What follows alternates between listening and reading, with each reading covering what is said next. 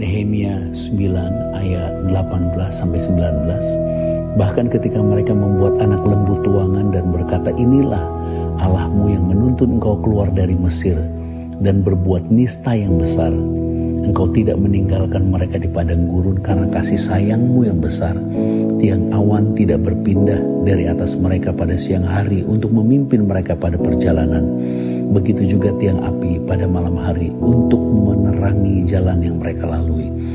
Ayat-ayat ini menunjukkan bagaimana kasih Bapa yang begitu besar kepada umatnya.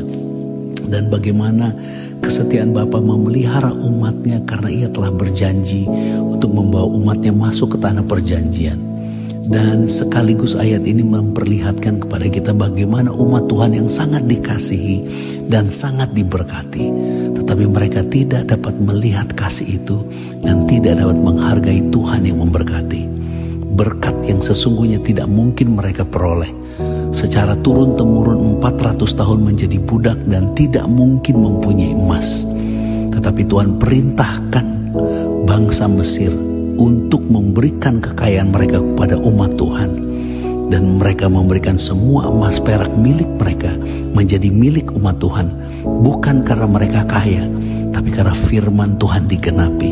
Tapi toh pada akhirnya berkat yang harusnya membuat mereka menyembah Tuhan, justru mereka menyembah berkat dan membelakangi Tuhan. Hal ini tentunya sangat menyakitkan dan hal inilah adalah kekejian dan kejahatan. Tapi toh karena firman-Nya dan karena setianya dan karena kasih-Nya, Tuhan tidak pernah meninggalkan umat-Nya. Untuk itulah Yesus hari ini datang memberkati kita untuk menyatakan kasih Bapa.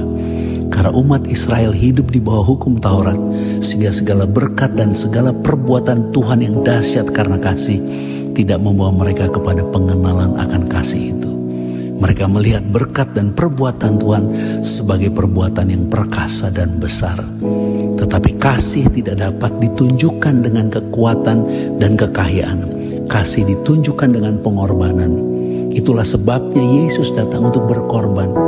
Dia disiksa, digantung, dihancurkan, berdarah-darah ganti kita. Bahkan menjadi dosa, dihukum akibat dosa, dan masuk ke dunia orang mati untuk menyatakan bahwa Bapa sangat mengasihi kita dengan mengorbankan anaknya sendiri. Supaya di dalam Yesus Kristus kita boleh bersyukur karena kasih-Nya yang besar. Percayalah akan kasih itu.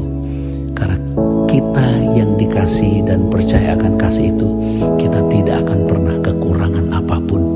Bahkan lebih dari segala kekayaan yang kita miliki, kasih itulah yang memberi damai sejahtera, menyembuhkan, memulihkan, memberikan kepada kita pengalaman akan hubungan yang indah dengan Bapa dan sesama, dan memberikan kepada kita damai sejahtera. Terpujilah Yesus Kristus yang sangat mengasihi kita, dan biarlah kita diberkati di dalam kasih-Nya dalam segala kelimpahan. Tuhan Yesus Kristus memberkati kita. Shalom.